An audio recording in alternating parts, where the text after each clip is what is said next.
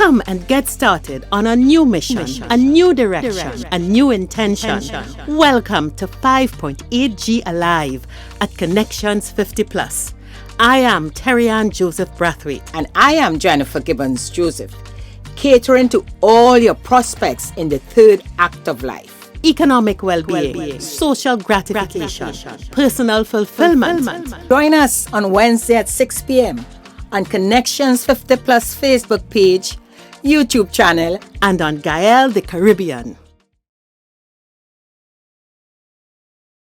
Hi, good evening, everyone, and welcome to Connections 5.8G Alive. How are you all doing? I am Jennifer Gibbons Joseph, one of the co-creator of Connections 50 Plus. And as usual, on the show with me this evening is my colleague. Hi, everyone. How are you? I am Terry-Ann Joseph Brathwaite, the other co-creator. Welcome. Happy April. Jen, how you going? I going good. Terry-Ann, I thought what is on the other side of this being happy with the rain. I just found more recently during the pandemic, I really had to deal with deaths of very close friends of mine who died. But I found in the last 2 weeks, like it started back again in terms of you know. I went to a funeral last week. A friend of mine, her mom died, and then this week is the funeral. And it just reminded me in growing up, I mean, we used to tell our parents, and they would have been about my age too, that, oh gosh, we're always going to funerals. And here am I saying, well, I have to remind myself, Jennifer, they were about your age, when you told them that. Yeah. Yeah, the good thing you have is that your mother is 101 and still going, and your father went in his 90s. So while it is around your age, it doesn't necessarily affect you. Yeah. It is just a second, but it's a reality. It's things you have to prepare. And I suppose in like manner, I am dealing with the consequence or the affairs of having lost mommy and having daddy relocated. You're looking at, okay, you're dealing with wrapping up, and it's this stage of life, and things come up and we just have to face it. Yeah. Mm-hmm. Yeah, and that's why I thought, Terry-Ann, that a good discussion we can have for this show is about, assets, how families really deal with assets in terms of, without getting into, I have to say, confusion, as we say, having a row about it, because this is a time. That is a conversation coming out of the insurance field. Talking about debt, asset protection, or estate planning. There's always a conversation that it's a hard conversation, very difficult, that people don't like to talk about. And I believe it's because, I'm not sure if I should say it is not painful, but it's a reality check. And some of us we don't want to face it. We feel, you know what? Look, leave that alone, when time comes, whatever happens. But we say that, Terry-Ann, but when that time comes, it don't ever be whatever happens. It's always a confusion or disappointment. All the siblings and family members don't ever, to me, agree with the deceased choice, and that's something, as I said, because I went to a funeral last week, a funeral this week, and you're going through your situation, and that we should have this discussion. We should, so for our audience who listening, they could start to think about it a little more and understand how important such a conversation is. Yeah. I think the thing that is not is totally outside of our expectation. And it starts with something, again, I go back to that show where we had Bernard Shepherd on. And Bernard Shepherd declared so categorically and clearly that it is nobody's business what a person puts in their will. It is not our business, because the will expresses their intent for how their estate and how their legacies to go forth. And a lot of us today, when we know that, all right, we've all gone through and improved economic times. Yes, there are some who have not, but often there's the family home, or the bank account, or the stocks or the bonds, assets that we know have appreciated significantly in value, that we would not have had to invest a lot of cash into, or a lot of our own personal equity into, but assets which most likely will come to us with their significantly appreciated value. And I think half of the reason that the siblings or the children, not the owner of the asset while they're alive, just don't want to have a discussion about it, is because they know that it's significant assets that we're talking about. And while we are alive, how families organize care, how families organize things, everybody has an assumption of what's going to come to them and why and how. And because we're working on assumption and not facts, you don't want to discuss it, because it's easier to have a back of that after mommy or daddy is safely put away. But to be truthful, and I think I would say it's part of our tradition, these expectations that we have, we believe, and I'm saying we as siblings, as children now, we have 5.8 G of our cohort. Let's be very clear that we're talking about our cohort. Yeah, of course. So we are the 5.8 Year Life show, which is the 50th to 80th generation. So our discussion is always around our situation. And although we have to look at now our children, but we are at this stage when many of us, our parents, are the age that they're dying. And I says traditional, we have expectations. We were brought up believing that whatever little, we have to say, large or small, that our parents owned or acquired over the years, that they should pass it on to us. And when I say us, again, we have this belief that if it's 7 of us, 3, don't care how many, it should be divided equally, because we are all their children. No matter what, who have more, who don't have more. This belief, Perian, this is what they made us believe. Let me say it, if I may be blunt. And I think the fair reality now, that's what they did to keep peace while they were alive. Yeah, the changes in situations and scenario from those of us who came from, and I say big families, even if you have 5 in your family, but because over the years, some of us, we left the household, we would have gone overseas, we would have gotten married, all the different scenarios. But at the end of the day, whether I have or don't have, or whether I'm overseas or not, I feel like it should be shared equally. And I believe, Terian, that is the start of the confusion with distribution of assets. You agree? Absolutely. Because at the end of the day, I don't know if you were brought up thinking like that, because we do have an age gap. But that was my belief. That's what we were brought to, talk. I always told my parents, because I saw their will. And I always told them, I said, that will is a trap. It's a bad will. It's not a good will.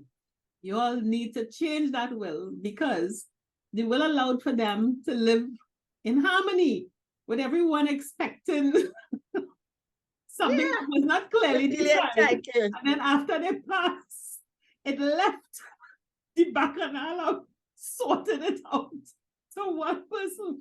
And I said, your will is ambiguous. It does not state clearly what your intentions are, and you need to redo your will. And they looked at me straight and said, that's the will. And especially because I was named executor of the will. And I said, this is nonsense. And it is a fact, my mother passed, and now it is my father who has the inheritance, and you're wanting to be proactive. And I thank God that we're not a family that gets into open warfare. But the fact of the matter is that, and it's not only our family, the family homes that we are talking about, and the home is most likely the only asset. The home is the main asset. Even just if your childhood home, yeah. This is a home that is probably between, say, 30 and 60 years old, depending on how old the family is. Now, if a home is that old, it is likely that house may have cost anywhere from $50,000 to $150,000, depending on how elaborate it was. Excuse me, 30, 40, 50 years later, we're dealing with a multi-million-dollar asset. Huh? And when we are thinking of legacy and passing on assets, yes, I love mommy and I love daddy and I love Grams. I love this one and I love that one. And it doesn't matter what our present conditions are, you have an opportunity to tap into a significant windfall. And for a lot of us, we don't care that Cousin Joan has been sacrificing for the last 50 years, taking care of a senior. We don't care. Cousin Joan did what Cousin Joan did. When you have to tap into that windfall, you're not giving up your share to Cousin Joan. Doesn't matter how remote you've been. And what, Terry, and what happens, situation changes so much. I remember a scenario with my very good friend. And her mom was part, there were 3 sisters, right? And they had a nice home. They have this nice home. And at that time, her grandparents, of course, decided that, of course, the home will be, when they die, they will leave it for the sisters. The grandmother died, the grandfather, inherited, because that's how it worked in those days, because they had it like joint. And then the grandfather decided, because by that time, of course, her mother married and moved out, and her aunts, both aunts, one got married and moved back home after the marriage broke up, and the other one didn't get married. So that kind of scenario. So they were both still living in the house. And her grandfather thought, you know what? He's not going to leave any for her mom, who is married and happily married out the house. He decided it will go to the 2 sisters who remain home. And that happened. Now, I don't have to tell you, years after, because during that time he died, and whoever cousins and family living in the house, that whoever needed a home at that time, included the aunts who were still there and their children who remained, that sort of scenario. And I remember when my friend, but the only way my friend found out that is when her mom died. Because she was also part enjoying that house too. And when her mom died, gift. Yeah, not unknown, she wasn't aware, but you have these expectations, because remember, it was her grandfather's house, and she assumed her mother, just like her 2 aunts, would inherit. Well, it's only when her mom died that the mom died. The sisters, the 2 aunts and their family when they check out everything, realize that, hey, they own the house, not, Not the not the occupant, other. not the occupants. No, it's a serious thing, Terry Ann. So she was in total shock and, of course, find it unfair, just as how I found it was unfair, because her mother deserved, in the traditional way, deserved a share. And as such, she, as a grandchildren, her section of the family, should get a little thing too. Because I know the today's value of the house, you're looking at about Millions. that house where it was about 2 million. So you will say 2 million. So my the cousins and my aunt get it, and my mother's nothing. And that type of the traditional, that decision, Terrian is creating at this stage now a lot of chaos. Because And this is where I come to say, what would you say is fair and not fair in the distribution of assets? Because traditionally, distribution of assets was about welfare. When our parents built homes and there was no reason to get the value of the home because no one was selling anything. And every time somebody needed shelter, this was the refuge. So, of course. Home was and nobody quarreled about that. Huh? It was nobody not a financial asset. It was refuge. It was welfare. It dealt to the welfare, the well-being of the family. And in the years as people developed careers and migrated and children had children and grandchildren and you have 3 levels of successors and so on. When you get to the stage where, so everybody lives somewhere and has their settlement, their home, and now you have the grand old assets, which was the welfare base, suddenly having to be converted to an economic asset. And you realize the house that nobody took the value of because it is in the capital city, because it up on a hill, because it's near the shopping mall, because you realize that whether you are rich, poor, or in between, you are entitled to a piece of something that will give you a windfall. And I think so therefore the way you look at it today, when it is time to cash in, is not in the way I looked at it 15 years ago when it was part of the welfare pot. So when you look at that and you get to realize, so grandma or grandpa or mommy or daddy left it to this one who was the occupant. And the ones who left get cut out. Well, Jennifer, it's time for bacchanal. Or otherwise, when grandma or grandpa have always intended that the first son be the beneficiary of the asset. And everybody who was under the welfare roof in the interim already got the benefit that they wanted them to get. You had a house you were living in, and therefore you don't have a part of the pot. It's more back. Terry, it has so many scenarios happening. And you said it. Because again, the belief is, I came from a family where mostly girls. So those who had mostly girls and they have one boy or maybe 2, and the eldest was a boy, well, he for sure supposed to inherit whatever, for whatever reason. I still don't understand the reason on that.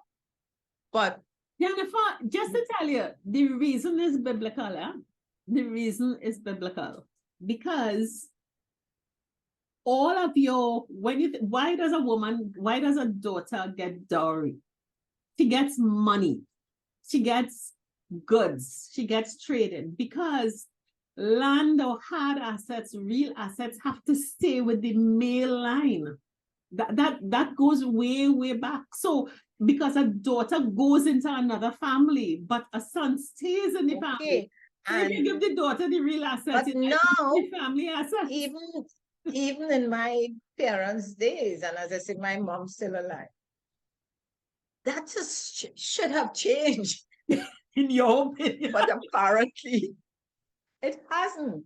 And what is a serious thing, and that's why we're talking about the assets and how it can cause confusion. And with the law now, remember common law, and Bernard spoke about that. A common law partner, or spouse, I don't know how you refer common law, wife, A partner. has, who there Forget for common 5 law. years, It has is in say. common law. So let me paint this scenario that I'm aware of also. And this again is that the house out of, and I came out of that era to where people had 5, 6, 7, 8 children. Very rare you'll have 1 or 2. Again, left the house, both parents are dead now, but the house was left to their darling son. Okay? At that time, it was a lot of as we say, Trinidad, bad blood among the other siblings who they skate into.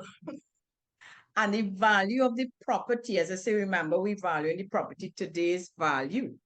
The parent at that time may have paid 30,000 in those, and it wasn't, as Terry-Ann said, it wasn't about value of the. It's welfare. But now that house is over $1 million. And guess what?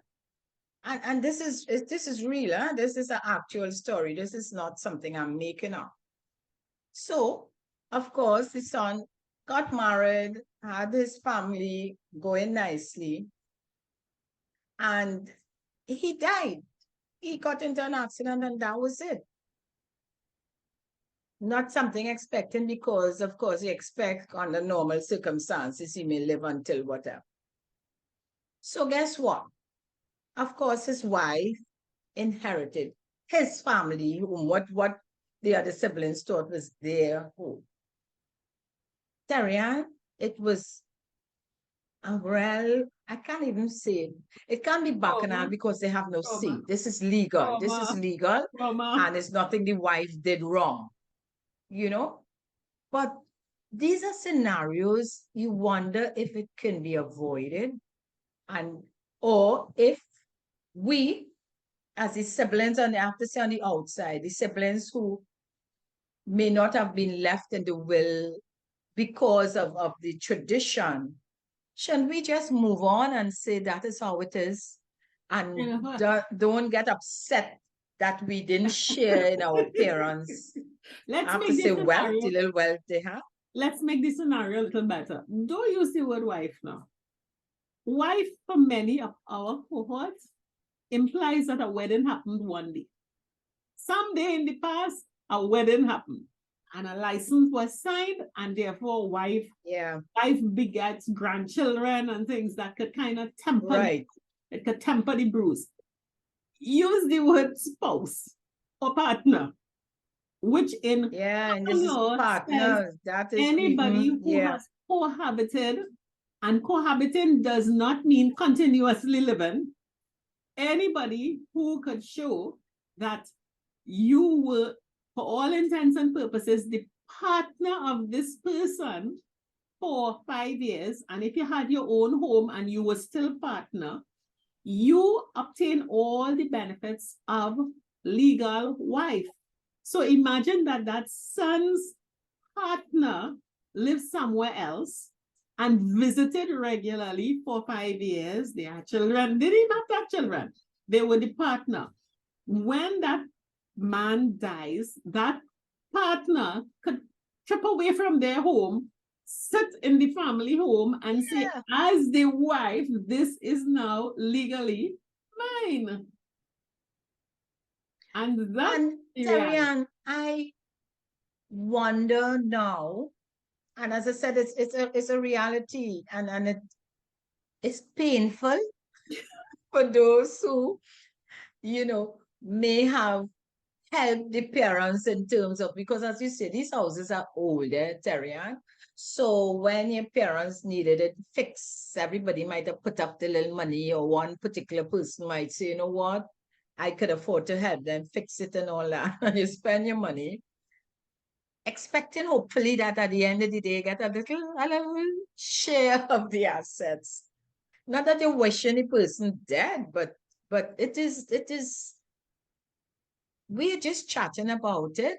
Friends out there, you don't have the answer, but we just felt this No, is there something are we answers. think. There are answers, but we have to call a spade a spade. We have to, our generation, our 5.8G generation, and while this may be a theme that you would find coming forward, it's a real theme for us because we are finding increasingly that we are truly the ham in the sandwich. And the kind of sandwich you have, you could be butter, you could be cheese, you could be ham, you could be caviar.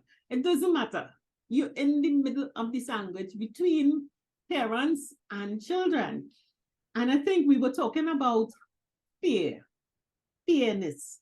That how can one person who stayed and sacrificed, who probably gave up a career or also didn't have the means academically or financially to go up and sow their oats somewhere else, but decided to stay and live with a parent or whatever else. And then when the parent passes, that sacrificing person realizes that the parent hand the whole property to somebody else who then turns around, watch them and say, I have to leave. This is my house, and they have nowhere to go. Yeah. And that in the eyes of all people looking at this person will seem unfair. But if we look at coming back again to what Bernard Shepard said, the owner of an asset has the right to determine what happens to their asset. And if you take the position of a parent, the parent may very well have said, well, you for the last 30 years have benefited from rent-free living, free groceries and everything like that. And therefore, I don't owe you anything. I have no obligation to you. So if I choose to give the property to that son or that daughter or that cousin or that neighbor or that friend, or worse, the church. I know recently someone was And none of complaining you about are that. getting anything. We cannot say it is The neighbor unfair. was vexed with all the children she found, and she left. She left it for the church. The church is a beneficiary It happens. of a lot of property. We will sit down because, you know, we have to really, we go into common law now. We have to get the difference between a transaction, a contract, and a gift. When we give something and we don't have any consideration paid, we have no discussion about what am I to get in return for that. That is a gift. You've given it. So if you pay the light bill, you repair the roof, you pay the mortgage, if you didn't put down, this is a transaction, I want my money back. Or in return for these payments, I have a share in this property. But of course, if you try to do that, then you are you're a very bad word. And look at your little blood-sucking one, your old parents, you're trying to take advantage. Yeah, they do that too. But if we didn't do all of that, we have to recognize, and Jennifer, it goes both ways. It goes for what we do for parents and it goes for what we do for children. I'm not leaving the children out of this because I think our parents absolutely knew what they were doing and they know what they're doing. You are here taking care of me, and in return, you're living free, you're getting food, you're getting all the benefits. But I know who I give in my thing to. I don't have to give it to you. The law says I am free, but we hold on to expectations and expecting quid pro quo for efforts given, and then we say it's unfair. It's unfair in our eyes because of our expectations. But nobody asks mommy and daddy what you plan to do, because I think if you ask them, they'll tell you it's not coming to you, or they'll say it's none of your business. So, Terry, and I said just now there that we may not have the answer, but I'm thinking the scenarios vary so much that there is no clear answer to me. But what I'm hearing now, you know, as you said that, my thing is to protect myself at this stage, because I also in this position where I've reached this age and have to decide on my assets for my children. Okay? And I'm being guided by all the scenarios that happened before. And even now, I'm thinking that if, for instance, if I am asked right now to spend a significant amount of money to fix when my dad is died, to fix my mother's house, and I'm being real here, and people might think I'm selfish, but that's okay. I would say, not my money. I have my own house to deal with. I have my own thing to deal with because I'm not too sure if I put that money, if I getting back anything. No, my decision would be if I'm doing it, as you said, as a gift. Then, well, if I could afford to, and I say, it's the comfort of my mom and whoever is there, and it is not for any selfish reason to expect a return. Okay? Having said that, okay. But if your money is very limited and it's a stretch, then I would want to say, okay, I would do that. But I want a little note somewhere signed Not a by little my note, mother Jennifer. and It's not whoever, called a note. a contract saying at the end of the day, you see that how much money I put out, 50,000, 100,000, how much I put out. If I'm not in your will, it's okay, But I want that money Our back. money back. Is that wrong? Absolutely not. Does that mean you find Jennifer. us being selfish or being? Jennifer, excuse me. I don't care what other people call it because I am in that position. And once again, you have a family home. My father has moved out of the home, and I know the house, for all intents and purposes, belongs to their 4 children equally. I had to prepare the home for sale or rental. We don't know what we're doing as yet. And I realized it would cost a pretty penny to bring the house to readiness. And I sat down with my father and I said, this is what has to happen. And Mr. Joseph, this is a loan to you. Yeah. And No. I called a Zoom meeting of my siblings and I said clearly to everybody, it's going to cost X. I am keeping my papers and my documents, and I am going to an attorney and having a loan contract drawn up that daddy's going to sign. On his passing or whatever he decides to do with his house, excuse me, my debt is first before any division of. But Terry Ann, that is not the norm, and people, and I'm sharing this without knowing your business, but in terms of how I see it, and I'm saying because I really feel my mom house could do with some good renovation, right? And sometimes what happened, other siblings, depending on your family scenario we are talking about, may watch and say, oh, this one have money, so they could afford to do it. I don't have money, I can't do it. And they may expect you to do it as a gift then, out of your I already said kindness of your heart. And at the end of the day, they're watching you and say, well, you don't need to get back that money because you have. My father had this thing he used to say, people like to check your money for you. They're just looking at how you live, or if you may change your lifestyle, even if you choose to sacrifice something else for your lifestyle. And they just label you as having. Mm-hmm. And if you have, they sit back and you are the one to do everything. That's okay. This is Jennifer, real, So Jennifer, it just occurred to me, Jennifer, that's that okay. That's okay. What is happening now with these assets, that we now, the 5.8G, has to be more aware and be careful with our expectations. Jennifer, let me ask you a question. If your neighbor, you look at your neighbor, and your neighbor says, I really need to paint my house. And to paint a house costs, let's say, $100,000. Would you opt and just paint the neighbor's house without confirming, getting some arrangement in place to get back your money? and you know you Yeah. have no interest in the house, or at least the interest you have in the house is not enough to, would you do that? Okay. First thing I'll tell him I have no money, but still, But you never have.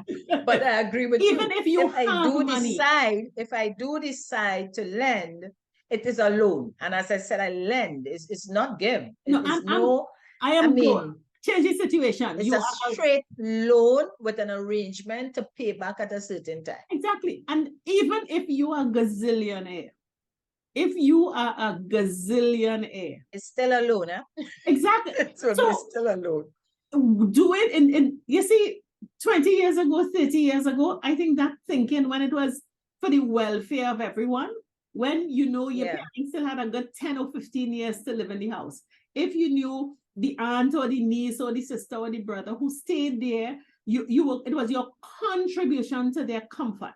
When Yeah. these And to kinds of help them while they finding themselves, as they say. Yeah. exactly, when these kinds of expenses have to be made near end of life, what you're doing is enhancing the asset. And if you know that you are not the sole beneficiary of an asset, and the only way you'll know that is if you see it right down somewhere legally that you get in the asset. I think it would be foolish. I'll use myself as an example. I have to prepare the family home for sale or rental because my father now lives in a retirement home. My mother has passed. I know that I ain't getting more than 1/4 share of that house. I'm putting out the money now. Am I going to trust my siblings who I love so dearly whenever my father passes to give me back my money?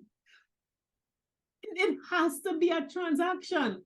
So I dutifully went to the lawyer and said, "You could draw up a little contract, please, between me and my father, that this is a loan and that the loan takes priority on any liquidation of his assets. So what will be shared among the four of us is the value we get less my loan." And Terry, there's another aspect to that. And that is if persons who do it without that type of contract, who say, "Oh, out of your good heart," with an expectation, and even if you were good told, heart and expectation don't go together. Good no, heart but listen to good this. heart. Even if you were told, and take a scenario similar to yours. So even if you're told and it's in the will that you will share that, do you know to, and you do that. So you did it out of your good heart without even doing that contract.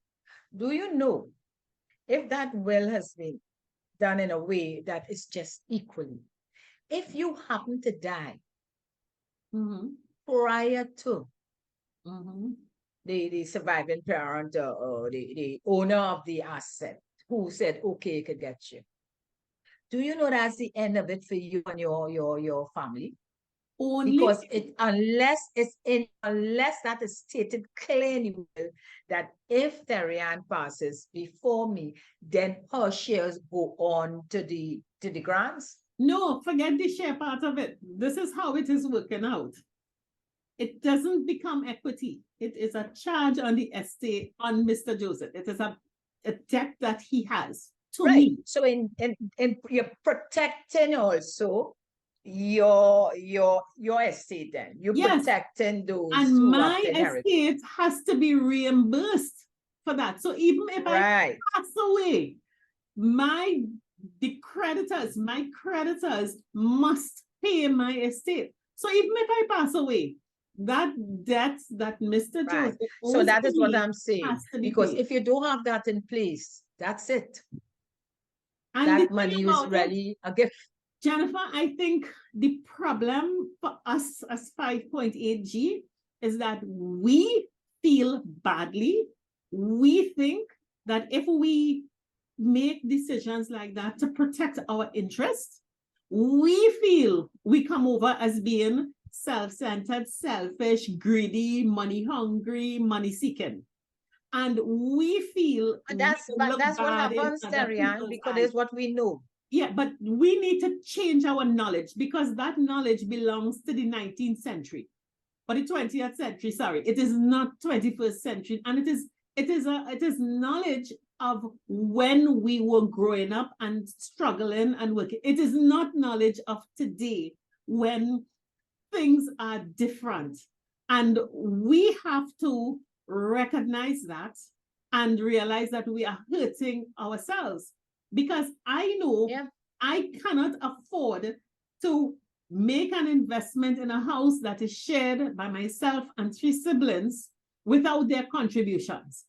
If they cannot contribute, then I have to protect myself and my legacy to ensure that that money that I have borrowed from my retirement fund is returned to it in case of whatever happens. That thinking 30 years ago may have appeared to be selfish, self-centered, whatever it is. But in today's real time, in today's reality, where at the end of the day, the asset we are enhancing is really becoming a financial asset. It is no longer a welfare asset. Nobody living there. If you're going to invest, you must protect yourself, and you just have to shake those cobwebs that belong to 1950 or 1960 and figure out what is 2000. And as I said, it works both ways, because we may invest in the parents, but we also take from our pot and hand it to children, assuming they will reciprocate as we go forward, as our parents did, and they did. We did it. And it's a different thing. It's a different era. We have that scenario, and Terry, we spoke about the asset of the house. Of course, we add land into that because land is another story on its own. Yeah, but in the bank account, please.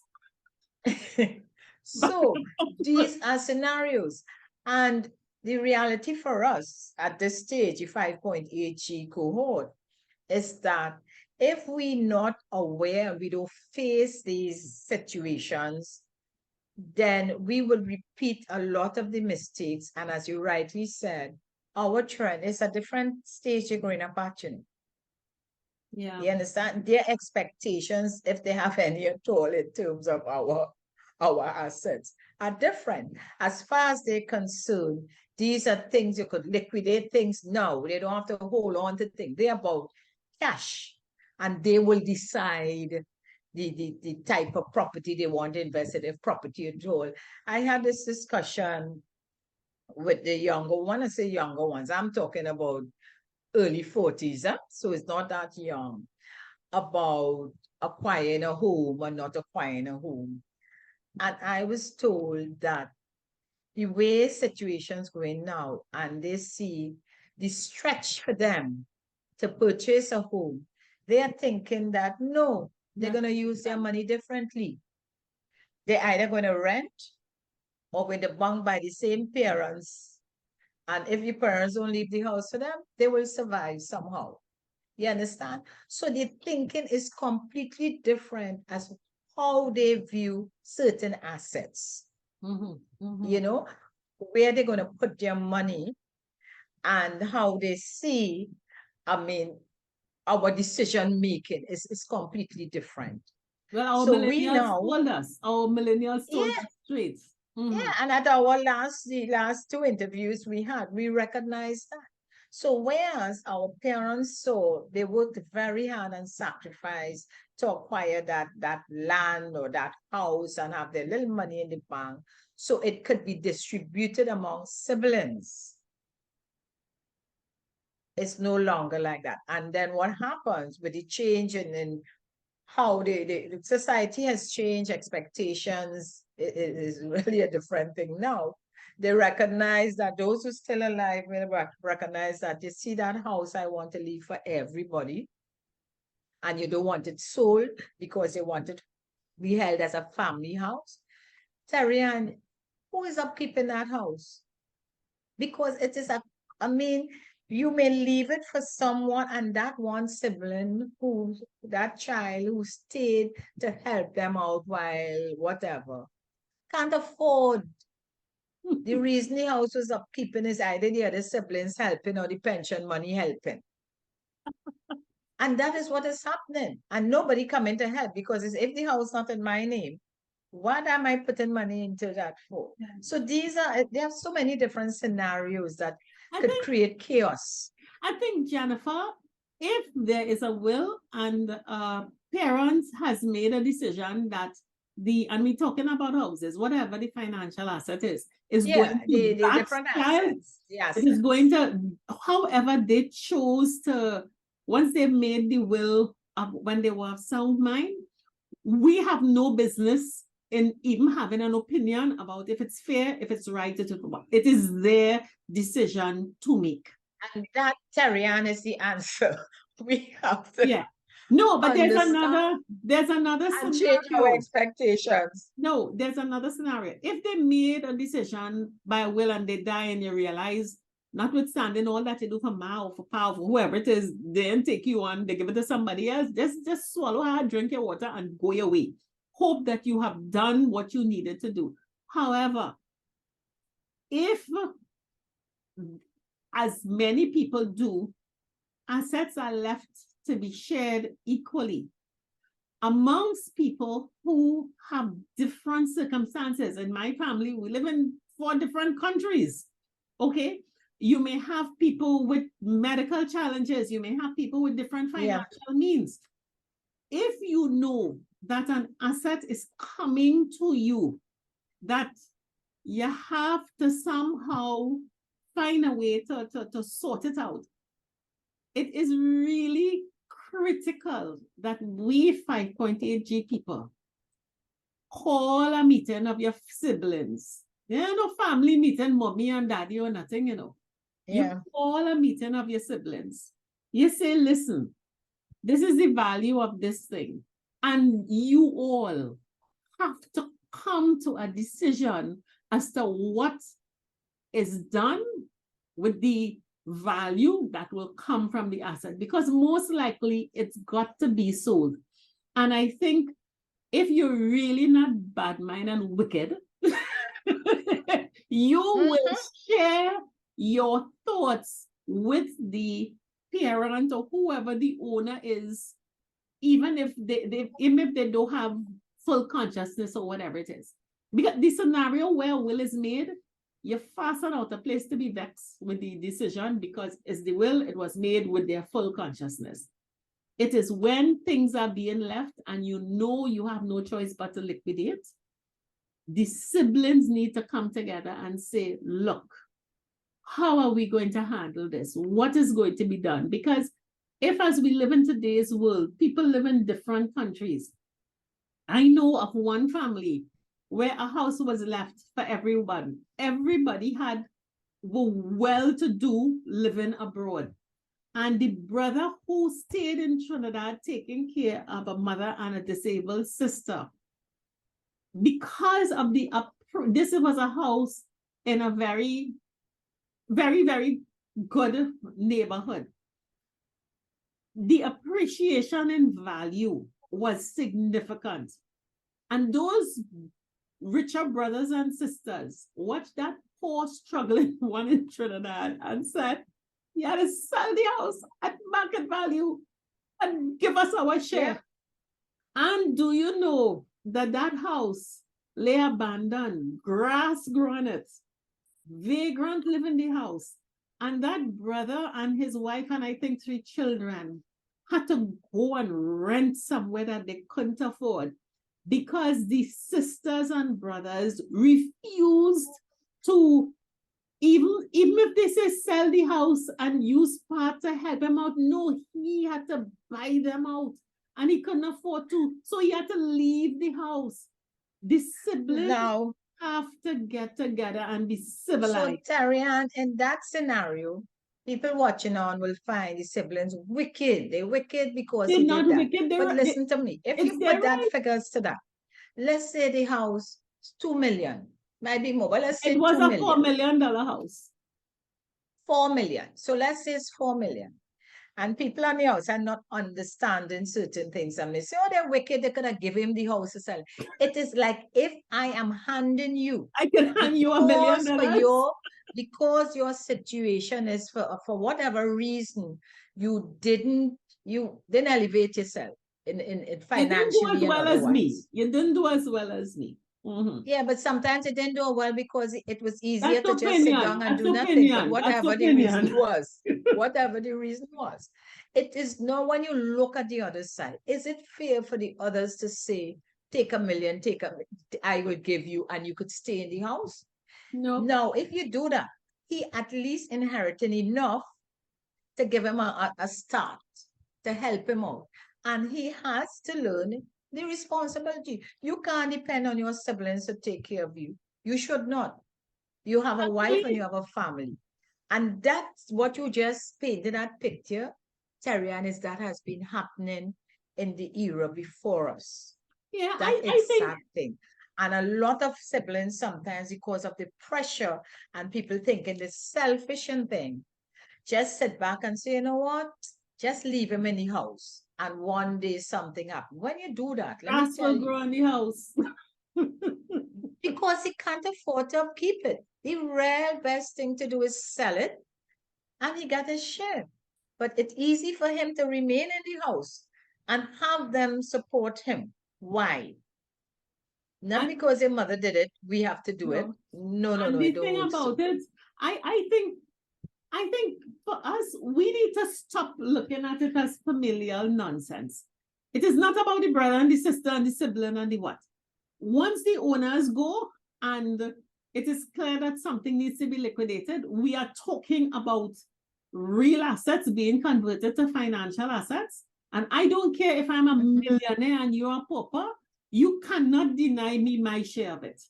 And you I cannot agree. expect that because I'm a millionaire and you're a pauper, I must hand you my share. No, after I get my share of my own free will and because I love you, I might give you something from it. Yeah, But you make you the decision. cannot demand that. And Yeah. what we have to understand is we are responsible for ourselves. And we cannot sit down and assume that this is for us and that is for us and this one is not, and a lot of emotional decision making that really makes no sense. None. I think the I important agree. thing we have to learn as siblings is don't continue the heritage a lot of our parents have left us, where they're the silent generation, they say nothing and they leave you there hanging. Let's end that. Have a discussion with your siblings about it. When ma pass or pa pass, what are we going to do? Put your case Yep. forward so that there's no bacchanal at the end of And it. I think that's the answer. And we're talking about us at this stage. Um, we can't remain in silence. We should not. I won't say can't. We should not. I think it's more advisable for us to be open, Speak. face the reality.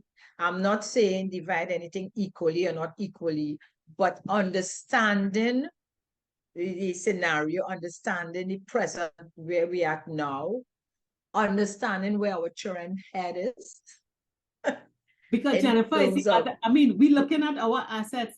These children, and I'm going to say the thing that is not nice. And this is in the worst case scenarios. And again from Mr. Shepherd, we are looking at the nice little children and thinking into the future. When those nice little children are adults and you see how their thinking is shaping up, and you know you don't want your assets ending up where they're going because they're not going to value it. The first thing they're going to do is sell it. The second thing that can happen is that girl that you really can't take going to assume ownership because she is the spouse. If you do not want your asset passing on to a partner, then make arrangements now to have your will organized that shares, and a will can nullify a partner automatically getting a share. It can go straight to grandchildren. It can do things like that. But we don't want to look bad. We want to still look good in the son eye or the daughter eye. So we don't want to say anything about the decision. Because we don't know if they will have to mine us later on. So we have to be careful so what we do and what we say. because we don't know. Because if you, as I say, if you treat them bad or you get them vexed now, Take that a means you mind, may lose your son or daughter and you're alone. So all these things, I am aware of that. I'm aware of that. But it comes with discussion, Terry. And I think we cannot remain silent like our parents did. We need to talk. We need to be more aware. We need to seek professional help where we're not sure and put things in place, because if not, it would be a continuous situation with us as what our parents, what we are complaining about now, we'll pass that same situation on to our children. I would say never bank on assets you didn't work for. Not in this 21st century. And we hope that we've managed your expectations. We hope we've cleared up some things for some of you. Things are warming up nicely for our jamboree on the 25th. Oh, yes, we got a lot of calls. This is great. People are very, very excited about the jamboree. I even got a call, and I want to mention it, Terry Ann, about someone who wants one of the polos, because we still have the polos. We can order the polos, Connections polos. We would put it up on screens for those who haven't seen what they look like. Yes. And we put the cost.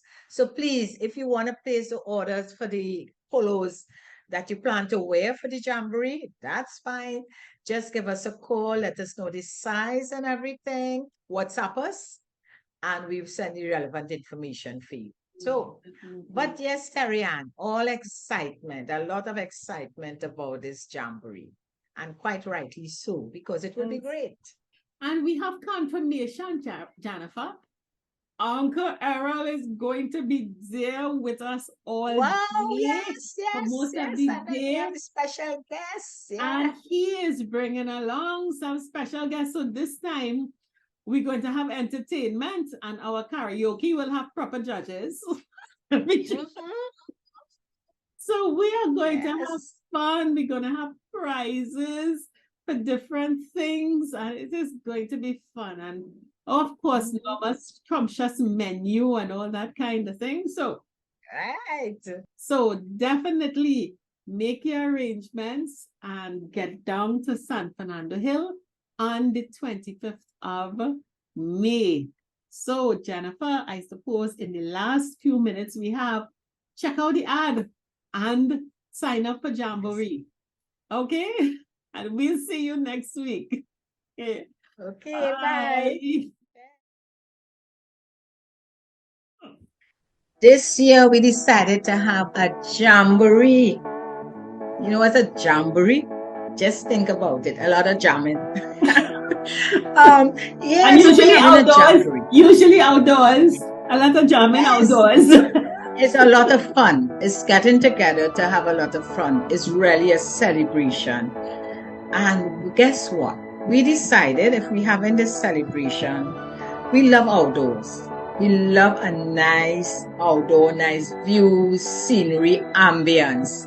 And guess what? Jennifer, I just got the definition of jamboree. You know the definition of a jamboree? A large celebration or party, typically a lavish affair, usually outdoors. Exactly what we having. So we didn't just name it jamboree for soup. And that describes exactly what we are going to have. And we have chose this way, the San Fernando Hill. Beautiful, you see, beautiful San Fernando Hill for us to celebrate. And we celebrated in that grand way. We are having entertainment. We are going to just have fun. A lot of games, board games, karaoke, surprise guests. And don't talk about food and drink and music. And when I say drink, at Connection, we will give you all the non-alcoholic drinks. But we don't debar you from bringing your own alcohol. Everybody will be sneaking up. We will have the cups and we'll have the ice and the chasers for your alcohol. So you come, and in addition to that, we are going to make it sure it is grand. And those who have been coming to Connections events know nobody don't leave without being happy. it is a very, very happy occasion, joyous. We laugh all the time. Have humor, you're going to have sing-alongs, as Jennifer was saying. And then for those of you who want to explore a bit, you could walk around, and it's a national park. So there are some trails, you can follow the trails. And we are going to make this also very exciting. So listen. And Jennifer, what date is? Did we tell them? It's on Thursday, the 25th of May. So you have time to get your tribe together. Thursday, the 25th of May. Again, with Connections, we try to not have things on the weekend because we know the weekend is very, very busy for people. So we thought it's always nice to have it either on Thursday or Friday. Thursday is very convenient for us to have it at the facilities. So this is Thursday, the 25th of May. We're gathering from 9. Yes. All right. We Come started to my own day and celebrate with your tribe. Celebrate with your tribe. Come and meet new friends. Come and meet us. Meet others. And really, of course, we don't mix when it comes to the food and the drink and the hospitality. So you're going to have a beautiful lunch. You're going to have all kind of snacks and cutters and all that. And you're going to have the drinks. Bring the hard stuff that you want to bring. Okay. But we are going to have a wonderful, wonderful time together with some special people who are going to make sure the day is extra fun for us. It's an outing. You're going on an outing. Yeah. So tell us. So start telling your friends, start telling your tribe. Get together, book the date on Thursday, the 25th of May. The cost is only $300. You know what it is. As I say, you know the drill. Yes. So give us a call and let us know how many come in, and we will take it from there. Definitely. So you look forward to our 4th. It's all of our anniversary. It's all of our celebration. So join us. Give us a call. You know our numbers. They're on the screen. And let's get jamboreeing. 50 Plus Tribe, and follow us from Trinidad and Tobago and the Caribbean. Thank you for joining us on this Connections 50 Plus 5.8G Alive show. We hope you enjoyed the lively conversation and look forward to seeing you next week. Don't forget to like our Facebook page and subscribe to our YouTube channel. We really love getting your feedback. Bye for now.